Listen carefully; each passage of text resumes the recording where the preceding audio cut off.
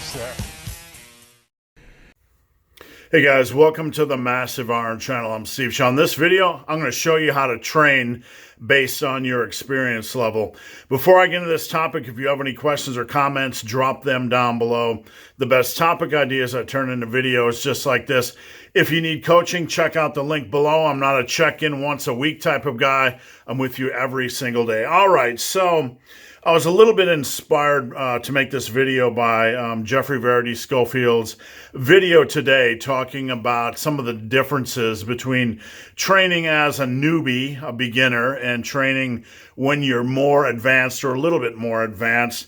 There's been a lot of talk about training to failure, reps in reserve, volume. We talk about a lot of this stuff, right?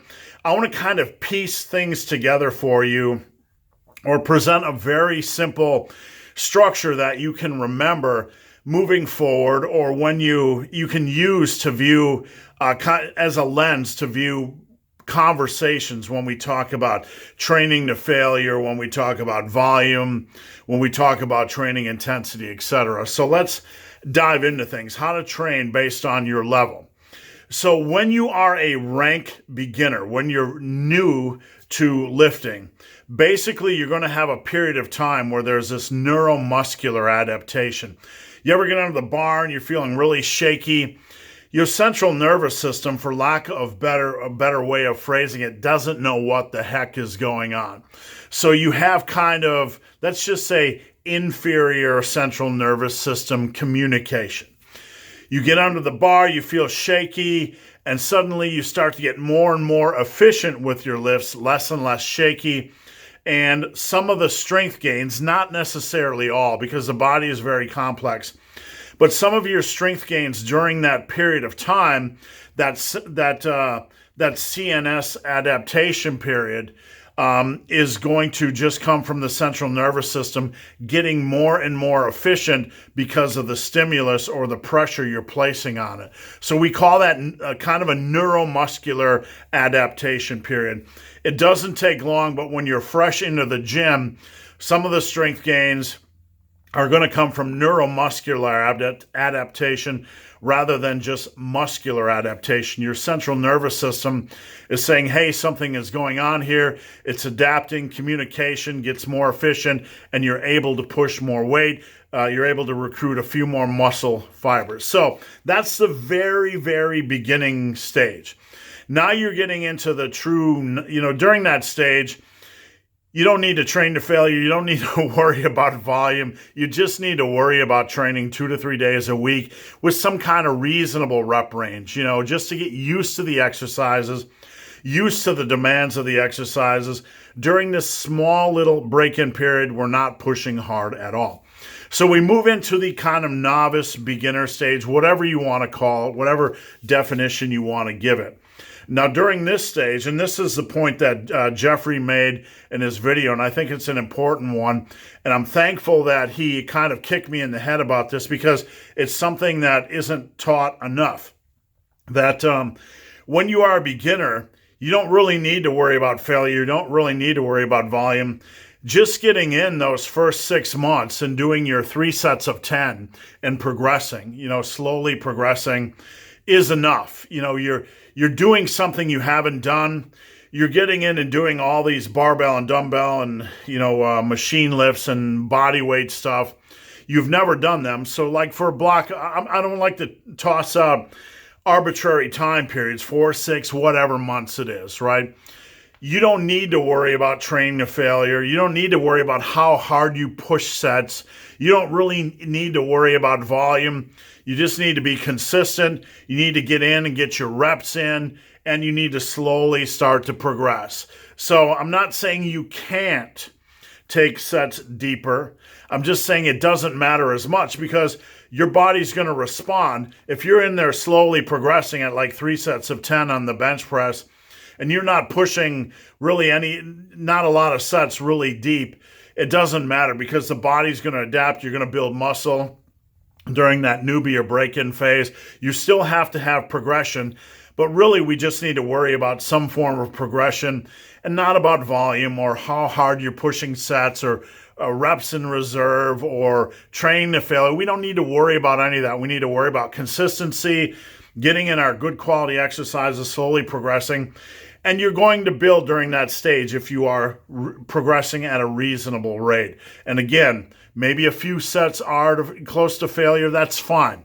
In my world, I teach push a set for as many quality reps as possible, stopping that set when you feel like you're going to fail on the next rep or when your form is going to break down. So those sets will happen, right, when you're pushing. That's okay. We just don't need to obsess about them.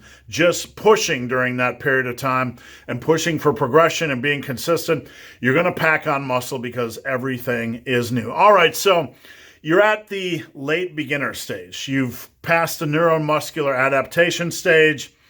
You pass that beginner stage. Now it's time where this is kind of where gains go to die. This is where a lot of people from that late beginner stage to the intermediate stage really see a slowdown. They stop pushing as hard, or the weight starts to push back. So they're not pushing as hard, or they wait for the weight to feel lighter before they add weight, or they start to pick up strains and pains because maybe they're doing a lot of things wrong. Maybe their form is incorrect. Maybe they're a bit sloppy. Maybe their lower back is taking a while to catch up on squats and deadlifts. Whatever. People tend to slow down during this stage, and not their gains tend to slow down. They tend to feel like they're plateaued.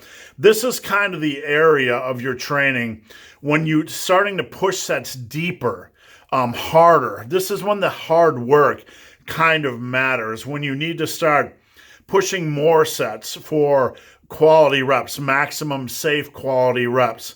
This is when it matters more. Not just, progression is going to become more and more stubborn. It's not going to be simply add 5 pounds over last week, or I'm easily adding a rep every week to a set. It's not going to be that simple. This is where the grind truly begins. And at this stage, you pretty much will have to push on some sets. My clients tend to push about 50% of their sets for maximum safe quality reps. We're not talking about training to failure, because training to failure is not a requirement. And also know that the demands of every exercise are different. So some exercises you can push deeper into a set easier without beating up the body, and some are more difficult. But with that said, this late beginner intermediate stage is really where you need to worry more about not training to failure, but pushing more sets deeper.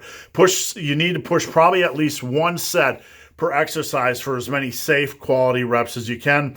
Again, stop that set when you feel like you're going to fail on the next rep or form is going to break down. You can do 1, you can do 2, you can even do 3 sets per exercise where you're pushing these sets hard for safe quality reps. This type of focus is going to be the cornerstone of hard work. There's a lot of other things that are important when it comes to hypertrophy, but this, in my opinion, is going to be the golden key when you're a late beginner and earlier intermediate. It's going to be your foundation. It's going to be the platform that you build off of. And other things are going to matter. Obviously, your nutrition, controlling the weight, not just jerking it and moving it and throwing it around, your exercise form, etc. So during this time, the late beginner to intermediate stage, you're going to learn a lot, right? Because you're putting your body through its paces. You're testing your body. One thing I talk a lot about on this channel is training evolution. It's extremely important. I consider it to be a pillar of success. What is training evolution? Well, when you're in that fire, that late beginner intermediate stage, when you're in that fire and you're pushing hard, you're going to learn a few things. Now, people talk a lot about volume. How much volume do I need? Do I need to add volume? This is where we kind of learn. Can I add a little volume here? Do I need to remove a little volume there? Evolving your training based on needs. Say you're doing pendlay rows and you're doing 3 sets of 6 and you're like, I don't like that rep range. I want to do 3 sets of 8. That's a reasonable change. That's a reasonable piece of training evolution. That is okay. We want to kind of adjust things on personal preference. I don't like pendlay rows, but when I do Yates rows, I can really feel my upper back Okay, so that's a reasonable swap. So I'm going to start doing Yates rows, or I'm going to do Yates rows one week and Pendley rows the next. This is evolving training based on needs. Let's say in your back day, you're like, I just crushed my back day and I feel like I could do another exercise. So I'm going to add in another exercise like machine rows of 3 sets. And you get in, you test it, you see how it goes, and if it doesn't work, you adjust it. This is how you make volume changes. This is how you evolve your program during that late beginner to intermediate stage. You're evolving things, you're learning, you're getting in, you're like, man, 4 sets of squats is impossible. I'm going to stick with 3 sets of squats, but I'm going to do them this way, like 6-6 and a drop down and do 15 reps or straight sets or whatever. You're going to try things. You're going to adjust based on your preferences. After squats, hey, I don't like to do RDLs, but I like to jump to hack squats and then do RDLs. That's okay. This is where you start to piece together reasonable changes, and this is the meat and potatoes of training. So I hope this video helped a little bit. When you start out, you have this neuromuscular adaptation period. You don't need to worry about training to failure. You don't need to worry about volume. You don't need to worry about any internet discussions. You just need to get in for the first month, 6 weeks, 8 weeks, kind of gain that consistency, get over that neuromuscular adaptation period, get on the regular novice and beginner training. Here, you don't need to worry about training to failure or volume. You just need to worry about being consistent, having a good exercise selection, and progressing. And some of the sets are going to start getting pushed harder, and that's okay, but you don't need to overly obsess about training to failure or pushing sets deep. You just need to be progressing. After that stage, you have the meat and potatoes of training, the late beginner to intermediate stage where you're pushing harder, pushing more sets deeper. You're really learning the meaning of hard work. Your mental strength is developing. You're not stopping when you want to stop. You're letting these numbers dictate. You're fueling your passion. You got to learn to attack. You can't be a deload, reload, unload, wait for the weight to feel lighter type of guy. This is where the rubber meets the road. This is where you find out if you have what it takes to really build quality mass. And beyond that intermediate stage, you have everything in place where you are, well, most things in place, where you kind of know how you like to train. You've evolved your training based on needs. You know what works, what doesn't, what you like, what you don't like. And then from there, you got the last 10, 15% of your gains left.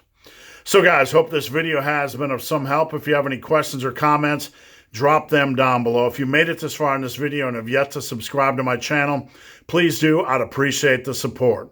So guys, as always, thanks for watching. Have a great day.